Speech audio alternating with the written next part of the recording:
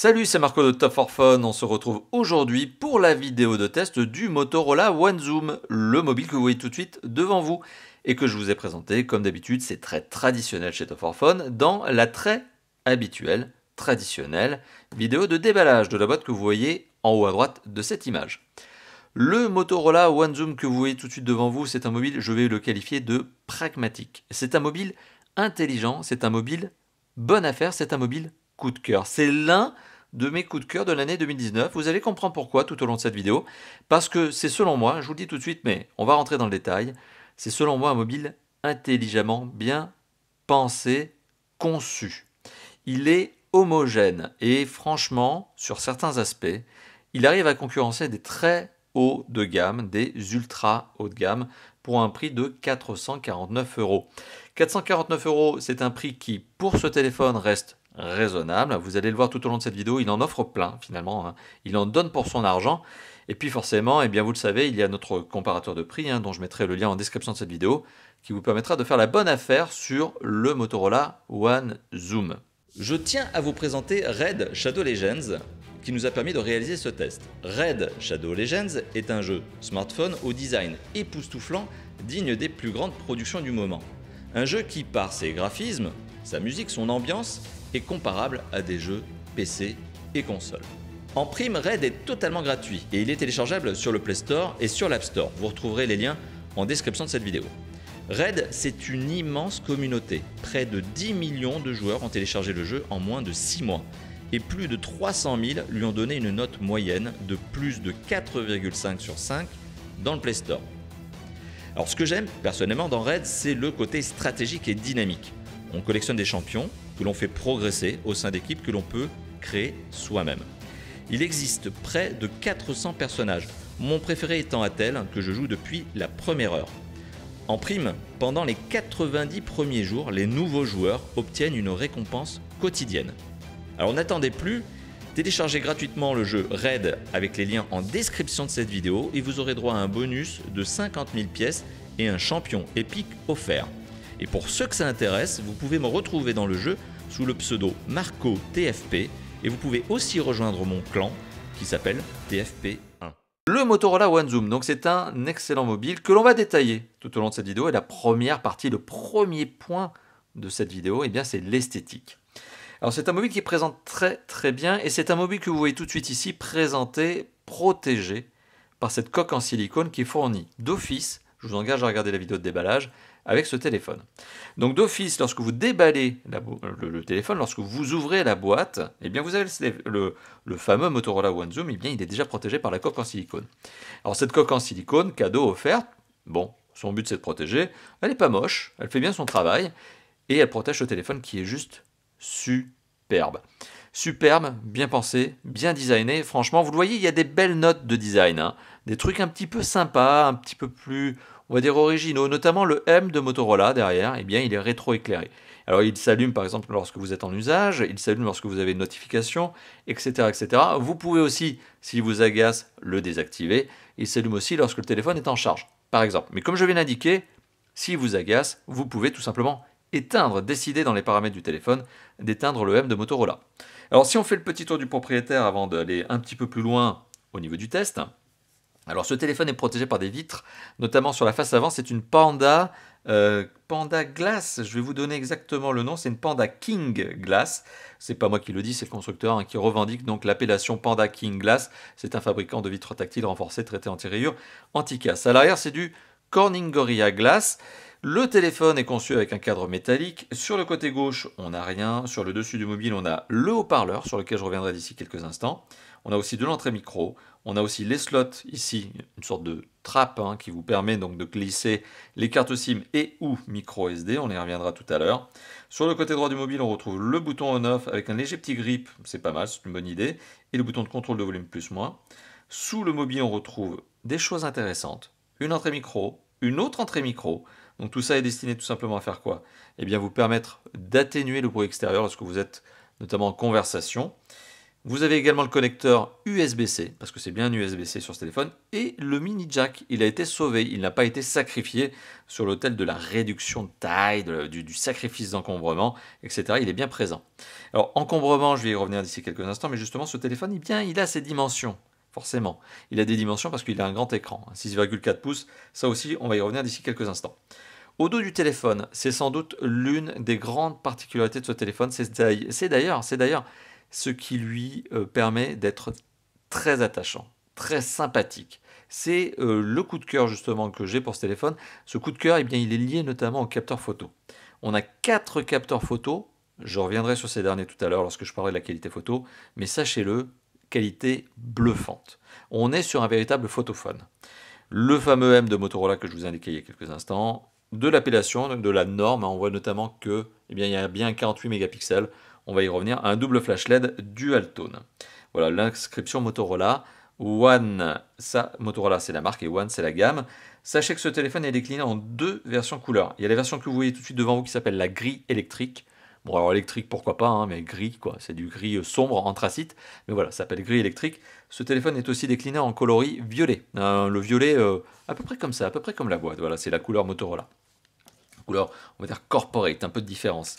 Alors la coque, sympa, vous voyez, je la remets direct, hein, elle prend bien sa place, pas de problème. Franchement, même la coque est agréable. La coque est agréable au toucher. Vous voyez, c'est rien, c'est pas ça hein, qui fait finalement augmenter le coût du téléphone. Hein. C'est un cadeau, ça vaut rien à fabriquer, ce genre de choses. Mais finalement, c'est une bonne attention de la part de Motorola. Vous voyez, vous prenez le téléphone, vous êtes déjà équipé, vous pouvez partir avec, il est protégé. Bon, bonne idée, quoi. Alors comme je vous le disais, le téléphone il a des dimensions. Vous voyez ma main hein, quand même. Hein. Ce téléphone il a des dimensions, eh bien c'est 15,8 cm de long, 7,5 cm de large et 0,9 cm d'épaisseur.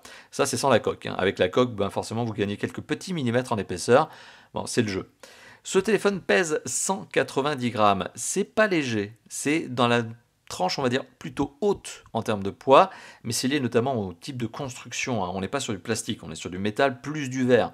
Donc forcément, ça donne un sentiment de poids dans la main, mais c'est un sentiment qui se fait très rapidement oublier, et puis ça confère aussi une idée de qualité, de solidité. C'est pas désagréable en soi, c'est pas trop lourd. Ce téléphone, eh bien, je vous l'ai indiqué, il a des dimensions qui sont conséquentes. Ces dimensions sont conséquentes parce qu'il a un écran. Vous le voyez ici, cet écran occupe 85% de la face avant. Le fameux screen to body en anglais. Le screen to body ratio. Donc en anglais, on appelle ça comme ça. En français, on appelle ça le taux d'occupation de la face avant. Bon, c'est peut-être un peu plus explicite pour nous. Et bien du coup, 85% de la face avant est occupée par l'image, bah, c'est pas mal. Et qu'est-ce que c'est que le reste de ces 15% manquants? Eh bien c'est notamment la petite encoche que vous voyez en haut, plutôt cette bulle, ce cyclope qui est présent ici. Pas trop dérangeant finalement lorsqu'on regarde une vidéo, mais je vais y revenir d'ici quelques instants. Et le menton. Voilà, ce petit menton qui finalement plutôt court, donc pas trop de problème, hein, l'encombrement est plutôt bon sur ce téléphone. Mais de toute façon, à partir du moment où on dépasse les 80%, en général, on est sur un téléphone qui est bien pensé en termes d'encombrement.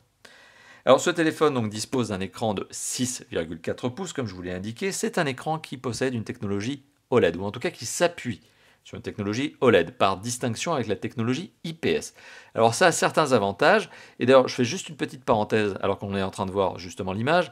À la caméra, vous avez peut-être, justement à la vidéo là en ce moment, vous avez peut-être cette impression justement de petites vagues au niveau de l'écran.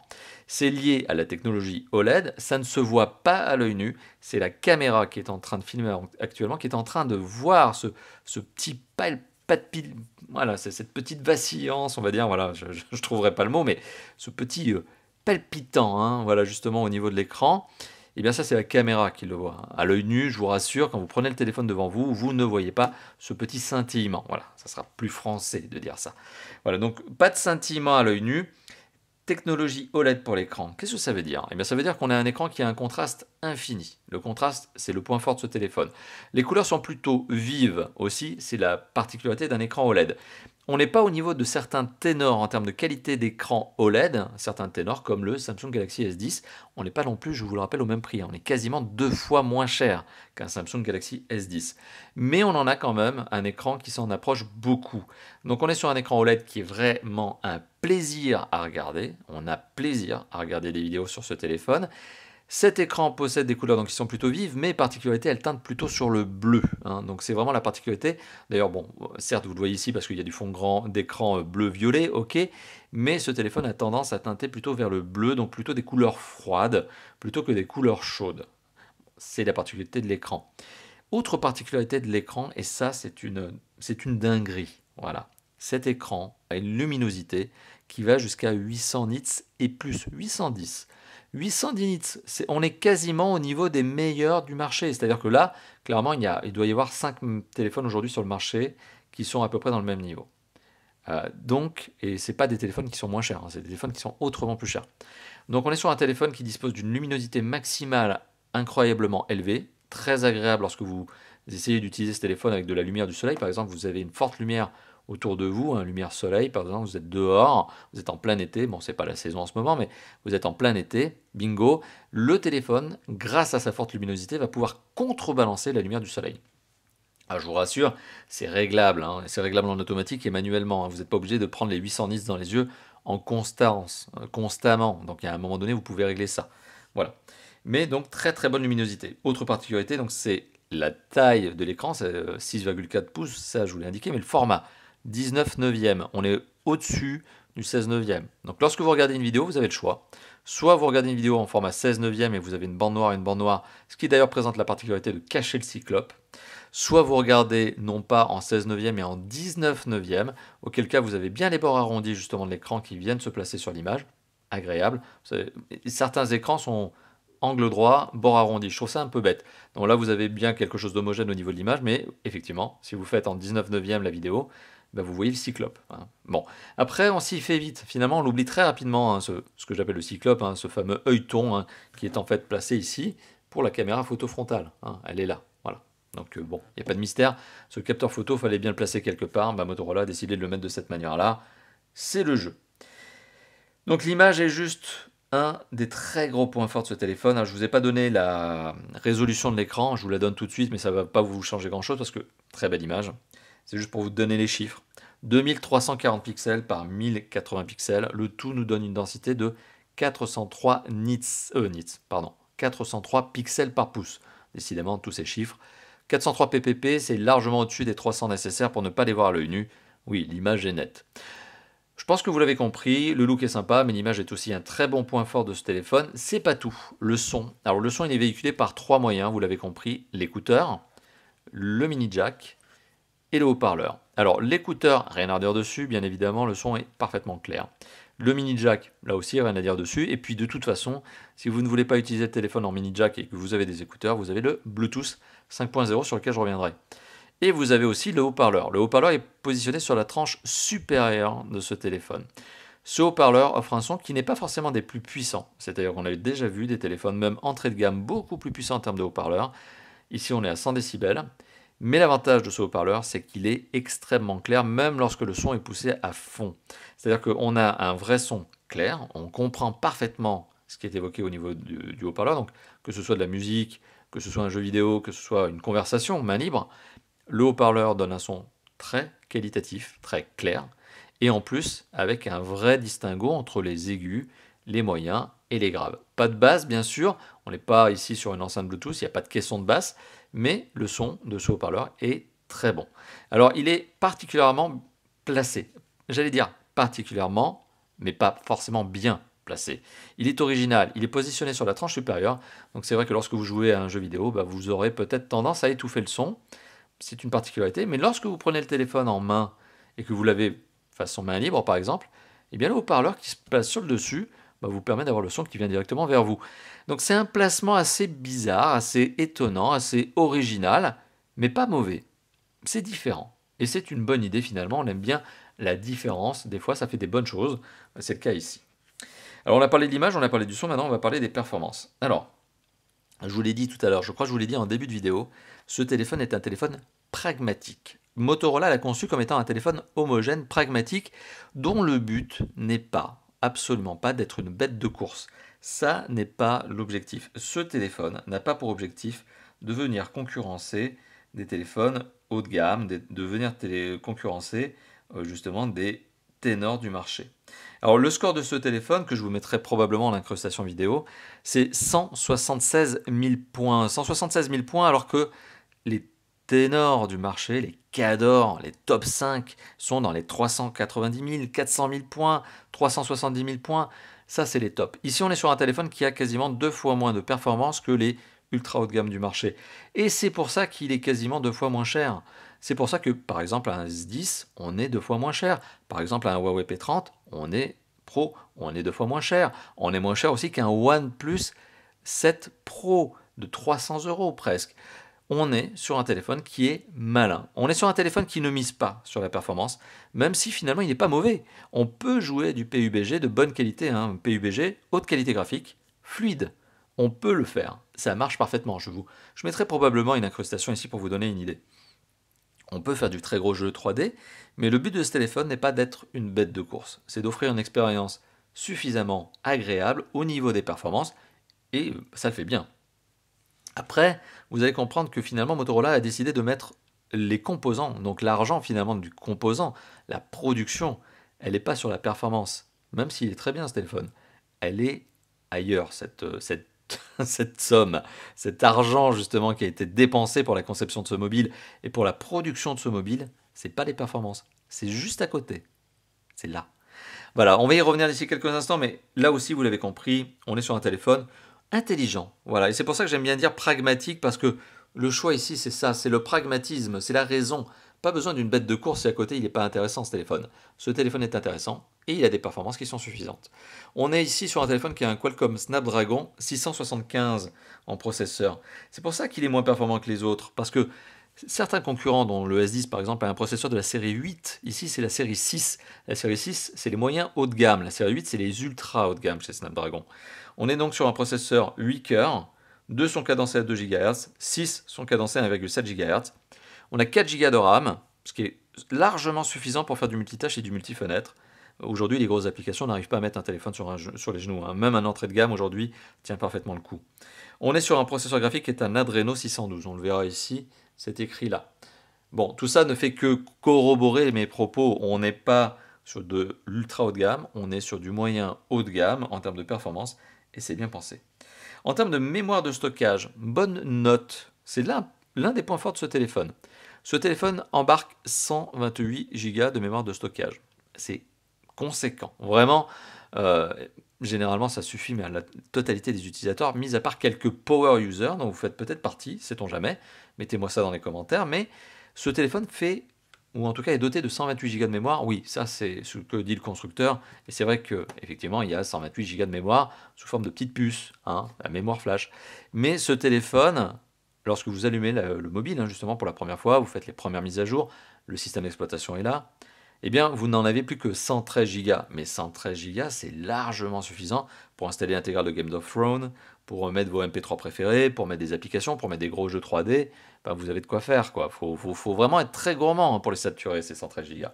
Alors si c'est votre cas, si vous êtes vraiment très gourmand en termes de mémoire de stockage, sachez que vous avez plusieurs moyens. Alors vous avez le cloud, bien sûr, donc vous pouvez stocker vos fichiers en ligne. Bon, ça c'est à vous de voir. Moi je considère le cloud comme une mémoire de sauvegarde et non pas comme une mémoire complémentaire du mobile. Pour moi c'est de la sauvegarde. Mais bon, chacun prend le cloud comme étant une mémoire comme il lui plaît. Vous avez aussi l'emplacement micro SD que je vous ai montré tout à l'heure, disponible, mais pour ça, pour l'utiliser, ce micro SD, il faut sacrifier le port de la carte SIM numéro 2.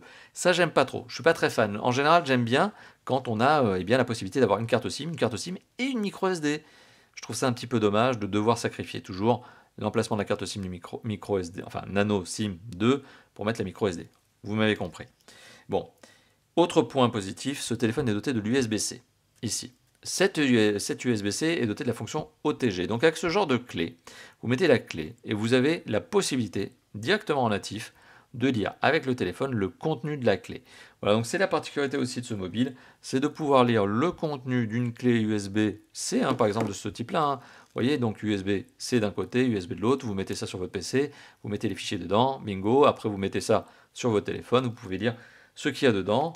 Bon, voilà, ça vous fait une petite mémoire supplémentaire. Vous voyez, je ne suis pas très encombrant. Si jamais vous voulez mettre, par exemple, l'intégrale d'une série, vous faites ça.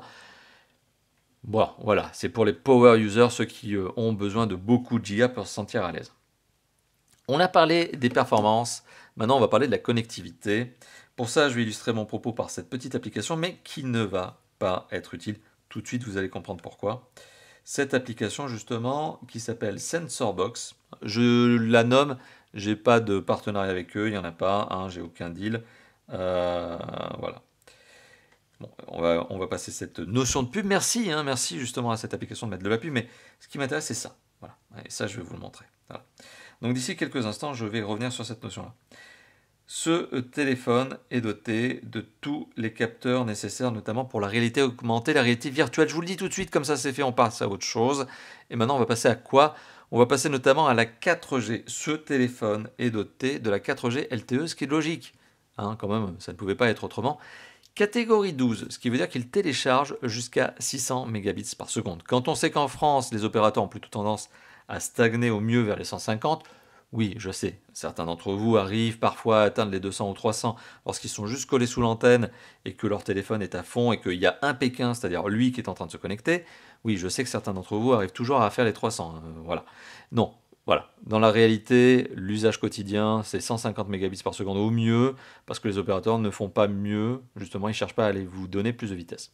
Et ce téléphone va largement au-dessus. Vous l'avez compris, catégorie 12, 600 mégabits par seconde en téléchargement. Ce téléphone, et ça plaira à certains amateurs d'opérateurs particuliers en France, ce téléphone est doté de 4, non, 5 fréquences nécessaires, justement, ou en tout cas exploitées en France. Il y a la B1, la B3, la B7, la B20 et la B28.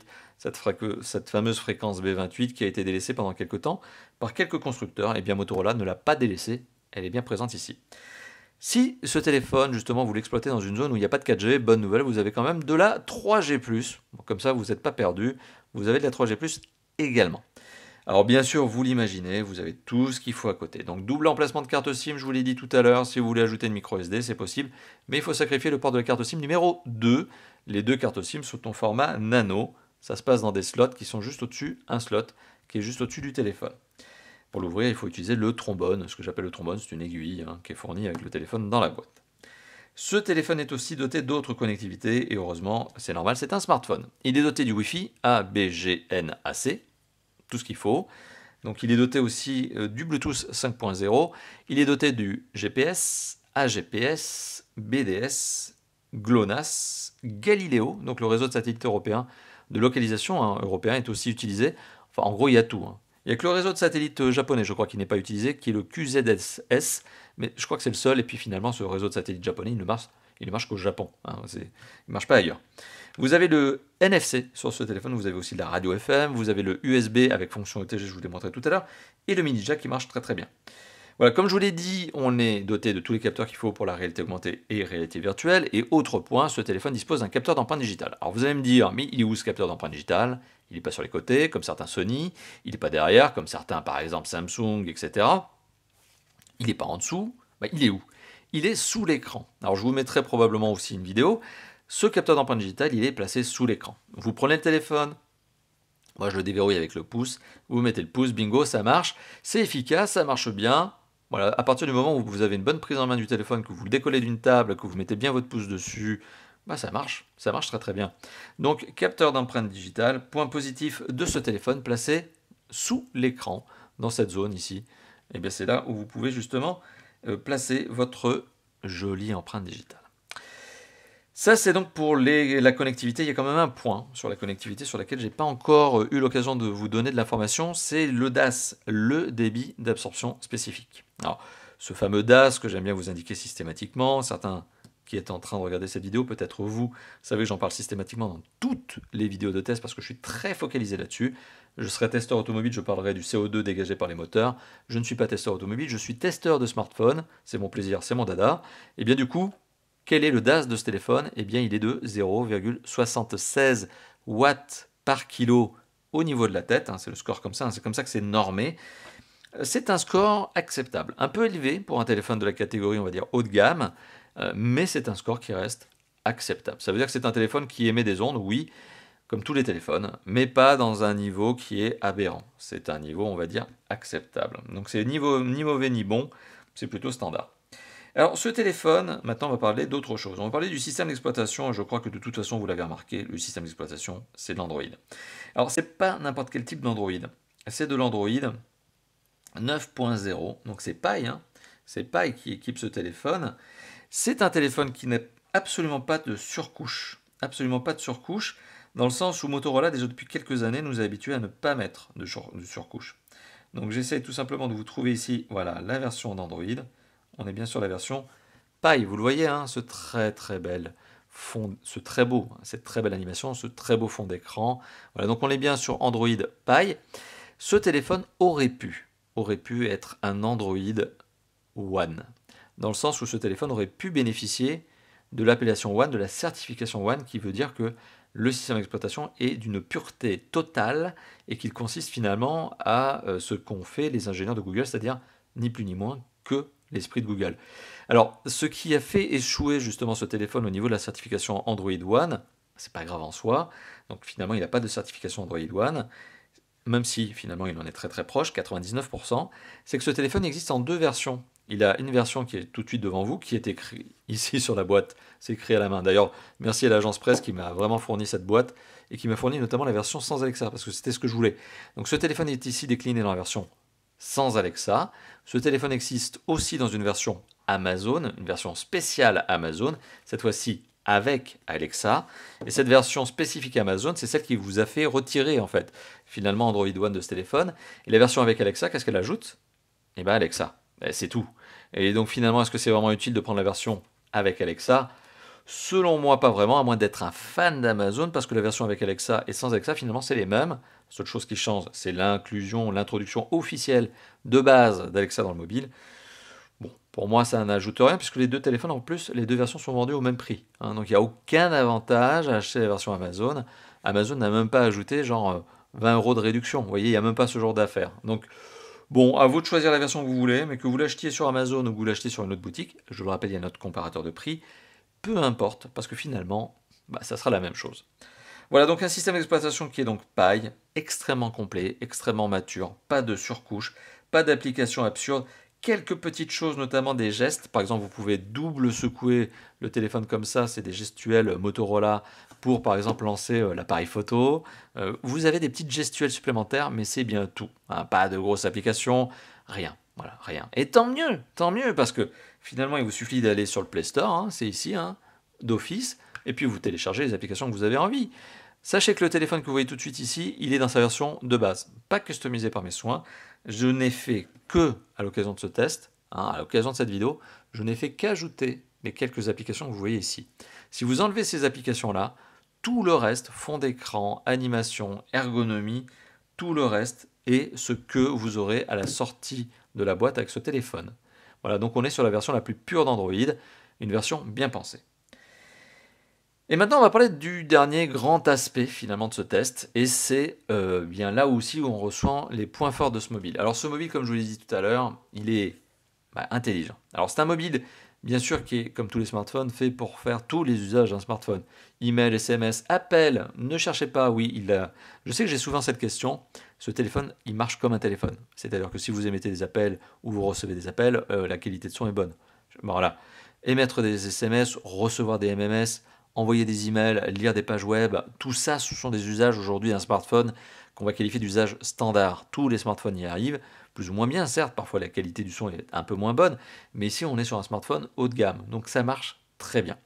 C'est un téléphone haut de gamme qui fait aussi lecteur MP3, vidéo photo, qui est très bien, ça marche très bien aussi, hein, ça je vous l'ai dit tout à l'heure, on a plaisir à regarder des vidéos sur ce téléphone. Et c'est aussi un téléphone qui permet de jouer à des gros jeux 3D, encore une fois de plus, PUBG mobile, ça marche très très bien sur ce téléphone, et bien tant mieux. Alors on a aussi la particularité aussi ici d'avoir un téléphone qui a deux aspects supplémentaires qui permettent de le distinguer par rapport à d'autres, c'est-à-dire de lui permettre d'être meilleur clairement que d'autres. La première particularité de ce téléphone, je vous l'ai montré très rapidement tout à l'heure, 4 capteurs photo au dos, un capteur photo frontal. Eh bien, je vais vous donner les spécifications, mais accrochez-vous, c'est clairement un photophone. On est en face d'un téléphone qui est fait pour la photo. L'intelligence de Motorola n'a pas été de mettre des grosses spécifications, des gros composants pour ce téléphone de faire des points en toutou de ouf. Non, la particularité de ce téléphone, c'est d'être très homogène, très cohérent, bien pensé, bel écran, etc. et d'avoir des capteurs photo de dingue. Ce qui fait que, par exemple, la qualité photo dorsale, elle est procurée par 4 capteurs. Les 4 capteurs sont gérables manuellement, mais ils sont aussi gérables automatiquement. Il y a une intelligence artificielle qui va sélectionner les meilleurs modes de photo en fonction du sujet que vous voulez prendre. Si c'est un portrait, ça sera tel mode. Si c'est un paysage, ça sera tel autre mode, etc. Voilà, le téléphone est suffisamment intelligent pour faire ce genre de choses en automatique. Alors, ce téléphone est doté d'un capteur photo 48 mégapixels, accompagné d'un 5 mégapixels. Le 5 mégapixels ne sert à rien si ce n'est gérer la profondeur de champ et l'effet bokeh. Alors je mettrai des incrustations photos, mais vous allez voir, le résultat est extrêmement convaincant. Il est d'autant plus convaincant que lorsque l'on est à la lumière parfaite, conditions studio que l'on voit ici, avec deux parapluies photo, etc. C'est parfait, c'est très lumineux, eh bien la qualité photo est excellente. Mais cette qualité photo, elle est aussi bluffante, à tel point que je l'ai même montré à mon entourage, amis et proches. On a été bluffé. On prend des photos avec ce téléphone en obscurité quasi totale, hein, c'est vraiment mais sombre. Eh bien le téléphone arrive quand même à se débrouiller pour ouvrir à fond, prendre de la lumière et voir le sujet. Je mettrai là aussi une incrustation photo. Ce téléphone se débrouille et quand il y a de la lumière et quand il n'y en a pas du tout. C'est vraiment bluffant. La qualité photo est vraiment bluffante. Alors, au niveau des capteurs photo, on a donc le 48 mégapixels que je vous indiquais, plus un 5 mégapixels, donc ça c'est pour les portraits notamment.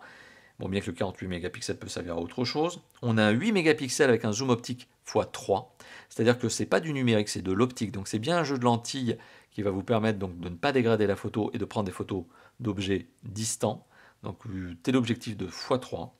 On a aussi un 16 mégapixels, lui qui a la particularité d'être un grand angle, 117 degrés, et ça c'est notamment fait pour les photos de paysage et les photos de groupe. Ça vous permet d'ajouter plus d'informations dans la photo, donc c'est pas mal, voilà, c'est un bon point supplémentaire.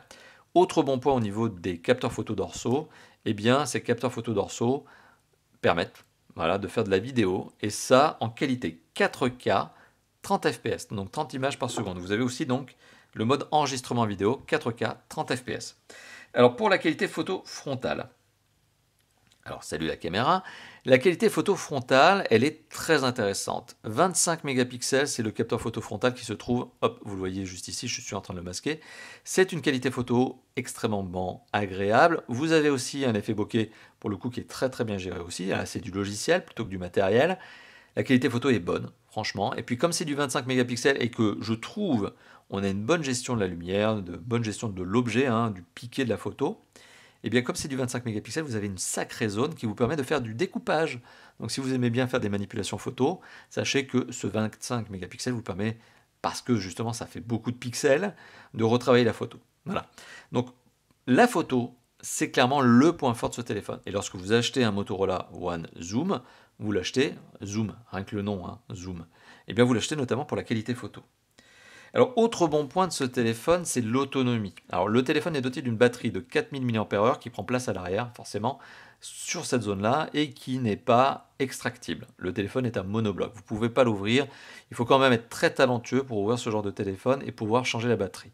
Alors, ce téléphone, bon, heureusement, la batterie est garantie autant de temps que le téléphone ne l'est, c'est-à-dire 2 ans. Alors, ce téléphone a une batterie non extractible de 4000 mAh, ce qui est un grand standard, le non extractible. Par contre, la taille, 4000 mAh, c'est pas mal du tout.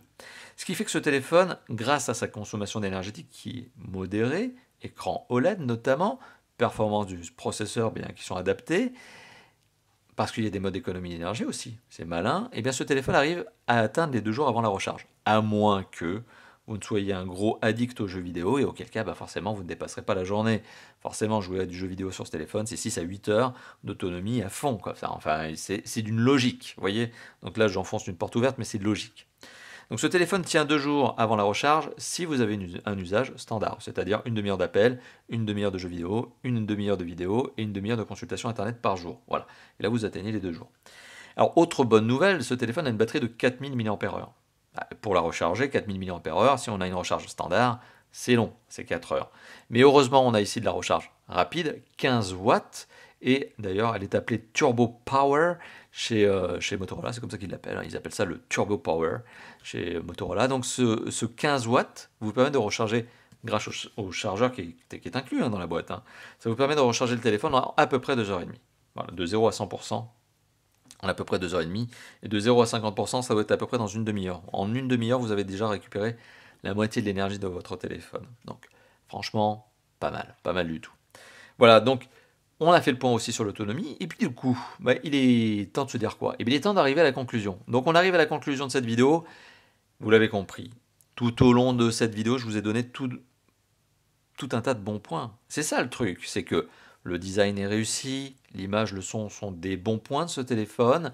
Les performances de ce téléphone, même si elles sont en dessous des performances d'un S10, d'un P30 Pro, etc., eh bien elles sont quand même largement suffisantes pour faire tourner du gros jeu 3D, connectivité complète, il y a même la fréquence B28, si chère à certains utilisateurs, système d'exploitation quasi pur, quasi Android stock, quasi Android One, parfait, usage appareil photo de dingue, à l'avant mais aussi à l'arrière, enfin à l'avant et à l'arrière, voilà, donc bonne qualité photo, extrêmement bonne qualité photo plutôt, et bonne autonomie.